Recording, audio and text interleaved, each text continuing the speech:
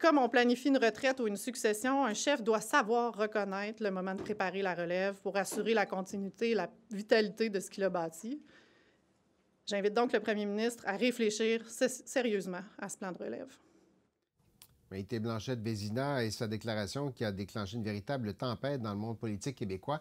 L'ex-députée de la CAQ, parce qu'elle va siéger dorénavant comme indépendante, est la première à remettre ouvertement en question le leadership de François Legault.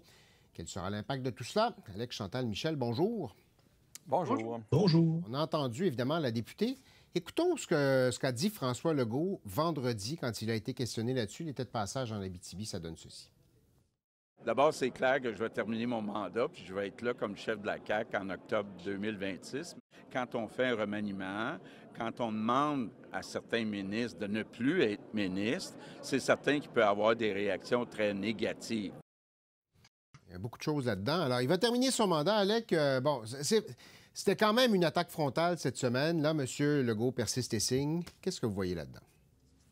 Oui, c'est une attaque qui est différente des précédents départs du Conseil des ministres, parce que les Pierre Dufour ou André Laforêt ou André Lamontagne, on les sentait dans certains cas déçus ou insatisfaits de la manière dont ça se passait, mais n'avaient pas attaqué directement le premier ministre et son leadership. Ce que Maïté Blanchette-Vézina a fait. Donc, c'est une attaque vraiment directe envers François Legault. On l'invite à partir, donc c'est certain que c'est plus personnel et donc ça a plus de répercussions. C'est sûr que l'attaque porte un peu moins du fait que ça survient après un remaniement ministériel où elle a été exclue. Donc, on sent qu'il y a de l'amertume là-dedans. Alors que les griefs qu'elle porte, dit-elle, elle les porte depuis des mois. Le fait qu'on aurait abandonné les régions, qu'on ne laisse pas assez de place à certains dossiers. Pourquoi elle n'a pas quitté à ce moment-là? Elle n'était pas obligée de rester au Conseil des ministres. Donc, elle aurait pu faire le geste avant. Elle le fait après. Alors, c'est sûr qu'ils ont un peu une réaction a posteriori qui a peut-être fait diminuer l'attaque et le fait qu'elle n'était pas une étoile au Conseil des ministres. Là. Ça n'a pas été un mandat facile aux ressources naturelles pour Maïté Blanchette-Vézina. Donc, l'attaque porte moins que si un François Bonnardel, par exemple, était sorti, un loyal depuis longtemps qui représente l'aile adéquiste de la CAQ, fondateur du parti. Là, le coup serait encore plus fort. La question, c'est est-ce que ça va rester à Maïté Blanchette-Vézina ou est-ce que ça va donner des idées aux autres qui auraient donc peut-être un peu plus de portée qu'elle? Ça, c'est une question qui reste en suspens et qui doit inquiéter François Legault et son entourage. Effectivement. Chantal.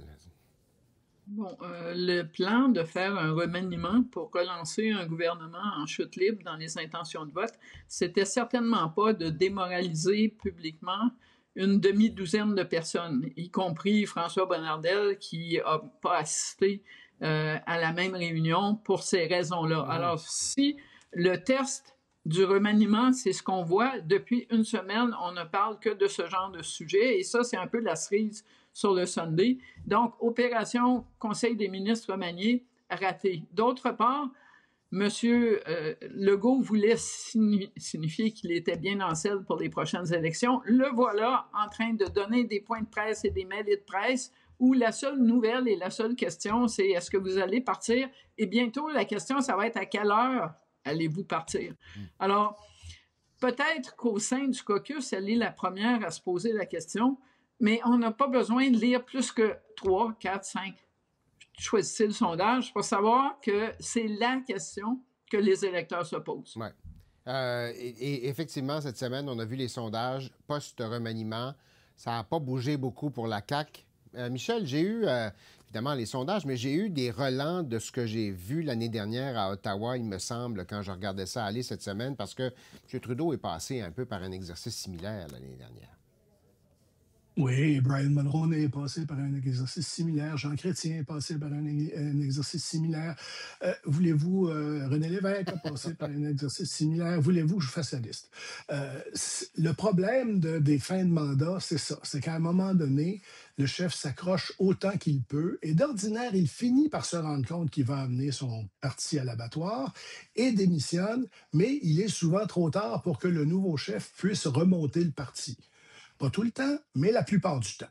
Alors, les gens indispensables sont pleins des cimetières, mais les chefs de parti, à plus forte raison, quelqu'un comme M. Legault, qui est le fondateur du parti, ne peut pas vraiment voir objectivement l'état de son parti à la veille des élections. et penser qu'il est une grosse partie du problème. Ouais, Alors, il ne le fait pas, mais ça n'empêche pas que dans son parti, ça grenouille et qu'on voit tous les sondages. J'ai vu deux réactions. Alec, d'abord, Chantal ensuite. Oui, le point d'interrogation par rapport à ce qui s'est passé avec Justin Trudeau pour François Legault, et Maïté Blanchette-Vézina n'a pas répondu à cette question-là en faisant sa sortie, c'est on remplacerait François Legault par qui? Bon. Qui ferait mieux que François Legault actuellement? Il y avait un Mark Carney qui attendait dans les corridors à Ottawa. On savait qu'il y avait peut-être un profil intéressant. Il pouvait faire une cassure avec le gouvernement Trudeau. Il y avait un profil complètement différent. Trump s'en venait. On pouvait voir là, qu'il y avait quelque chose de possible, encore qu'il fallait qu'il le réalise, mais il y avait une possibilité. Là, Geneviève Guilbeault, un Bernard Drinville, un Simon-Jolin Barrette, d'abord, on ne sait pas s'ils veulent vraiment du travail. Ça fait longtemps qu'on n'a pas entendu personne dire « je veux cette job-là ». Et ensuite, est-ce qu'il vraiment ferait mieux que François Legault? Et là, c'est là toute la question, c'est il quitte et ce serait qui? Alors, ça, c'est compliqué aussi là, dans la situation actuelle pour ceux qui voudraient que François Legault s'en aille. Mais la succession, oui, effectivement. Chantal? Pour remonter à la nuit des temps, quand Lester B. Pearson est parti, il n'y a personne qui pensait, que Pierre Trudeau devrait devenir le chef du Parti libéral, qui accumulait les résultats minoritaires, ou encore qui allait gagner les élections. Il n'y a personne non plus qui s'imaginait que Joe Clark pouvait gagner un gouvernement. Il a quand même fait mieux que Robert Stanfield. Alors, l'idée qu'on ne fera pas de course parce qu'on n'est pas sûr qu'on va trouver un cheval gagnant, c'est ne pas considérer que quand on regarde les intentions de vote, il n'y a aucun des chefs actuels en présence qui suscite une tonne d'engouement.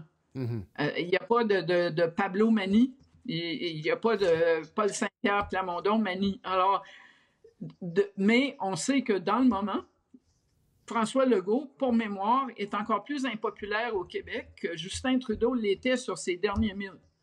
Et ça vaut pour le parti.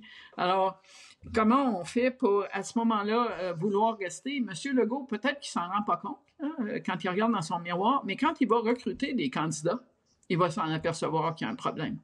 Parce que des gens qui vont se bousculer pour aller à l'abattoir avec lui et qui ne sont pas déjà dans son caucus, ça va être très difficile d'en recruter. Ouais. Et on n'a pas encore fait la liste de ceux qui pourraient décider de passer plus de temps avec leur famille et de ne pas se lancer dans l'aventure électorale la prochaine fois. Je vous demanderai pas, on n'ira pas sur combien de temps M. Legault peut-il rester. On va attendre un peu pour voir la suite des choses. Je suis sûr qu'on va en reparler. On va écouter, Alec parlait de Simon-Jolin Barrette tout à l'heure. Il a commenté cette semaine la Cour suprême qui a reçu les derniers documents, les mémoires des gens qui vont commenter sur la cause impliquant la loi 21. Écoutons Simon-Jolin Barrette. Je vous reviens tout de suite après. On ne s'excusera pas de défendre les valeurs québécoises. Ce que le fédéral essaie de faire, c'est de passer par la porte d'en arrière dans ses arguments et d'attaquer la souveraineté des assemblées, des parlements du Canada. Michel, c'est vrai que l'approche du gouvernement fédéral est un peu différente de ce à quoi de ce que l'on avait envisagé ou imaginé. On s'en prend à la disposition de dérogation et à l'utilisation à long terme de cette clause-là. Est-ce que c'est une façon d'éviter la controverse? Ça va éviter la controverse sur la laïcité qu'ils auraient perdue, parce qu'il n'y a pas grand monde qui est contre la laïcité au niveau du principe, en tout cas. Ce que ça fait, par exemple, c'est de dire le problème que nous, gouvernement fédéral, avons, c'est qu'on a utilisé la clause dérogatoire de façon préventive. Et si c'est ça, est-ce que ça ne vient pas tout simplement annuler la Charte des droits en quelque sorte? Et c'est ça que le gouvernement fédéral fait. C'est ça que le gouvernement du Québec qui est un peu mal pris avec ça parce qu'ils ne l'ont pas vu venir. Ouais. Je vais utiliser une expression que je déteste, mais ils ont fait du judo avec la question et ils s'en sont plutôt bien tirés parce que, effectivement, faire un débat en disant, nous, on est contre la laïcité, c'est pas possible. C'est une valeur canadienne aussi, la laïcité. Mais le problème n'était pas là. Le problème était dans le fait d'utiliser la clause non-obstant comme une façon de dire, il n'y a pas de Charte des droits. Et là, ça peut donner une réponse bien différente de la Cour suprême. Chantal, habile de la part du gouvernement? Le côté habile, c'est, selon moi, pas tant la discussion technique sur la clause non-obstant qui amoindrit effectivement le ressac contre la position fédérale, mais la deuxième partie de l'argumentaire fédéral. Moi, je pense que le gouvernement fédéral ne croit pas vraiment que la Cour suprême va lui donner raison et va trouver une façon de dire, je vais vous dire quand vous vous en êtes trop servi. parce que, et il ne suggère même pas comment la Cour pourrait arriver là. Mais la deuxième partie dit, nous croyons que vous avez le droit de vous prononcer sur la constitutionnalité d'une loi protégée de la charte par la clause non-obstant, même si vous ne l'invalidez pas, pour des fins d'éclairage du débat public autour de la clause et de la pertinence de la renouveler. Et si la Cour suprême allait dans cette direction-là, elle discuterait effectivement de la loi 21, peut-être pour en dire du mal, on ne sait même pas, hein? Ouais. Mais elle enverrait le signal à tous les tribunaux au pays que quand les gouvernements utilisent la clause de dérogation, ce qu'ils font de plus en plus, des citoyens qui vont en cours vont au minimum obtenir un avis juridique sur quels droits et quelles libertés sont brimés à cause de son utilisation. Et ça, c'est quand même, du point de vue fédéral, un début de victoire sur les débats à venir sur l'utilisation par les provinces de cette clause-là. Et effectivement, beaucoup de gouvernements provinciaux n'ont pas le goût de se faire dire par les tribunaux, vous savez, ce que vous faites, c'est piétiner des droits, et vous ne pourriez pas le faire si vous n'utilisiez pas le passe-partout. Alec? Oui, totalement d'accord avec Chantal. C'est le bout le plus intéressant de la position fédérale, c'est de donner, si jamais la Cour suprême se rend à ces arguments-là, le droit aux tribunaux inférieurs de se prononcer sur la validité à chaque fois de ces lois-là. Ça amènerait dans le débat public la crédibilité des tribunaux et ça, ce serait pour les gouvernements, pensez-y bien. Donc, ce serait intéressant dans le débat public. Mais ce que fait aussi le fédéral, c'est d'élargir le débat plutôt que de le concentrer dans un affrontement Ottawa-Québec autour de la laïcité, autour de différents accommodements. On l'élargit. Puis là, évidemment, il y a d'autres provinces qui ont utilisé la clause de dérogation dans les derniers mois, dans les dernières années. L'Alberta vient tout juste de le faire, là, dans le cas des jeunes trans. L'Ontario l'avait fait aussi pour le droit de négociation en temps de grève. La Saskatchewan aussi. Donc, là, on dit, dans le fond, au lieu de m'attaquer à la laïcité, même si j'aime pas trop ça, mettons que c'était ça le principe de base, mais là, on va élargir le débat. Et ça inclut donc l'Ontario, ça inclut la Saskatchewan, ça inclut l'Alberta. Et donc, ça enlève la charge émotive québécoise, en tout cas, de ce débat-là, en l'élargissant aux autres provinces, puis en se posant des questions sur la...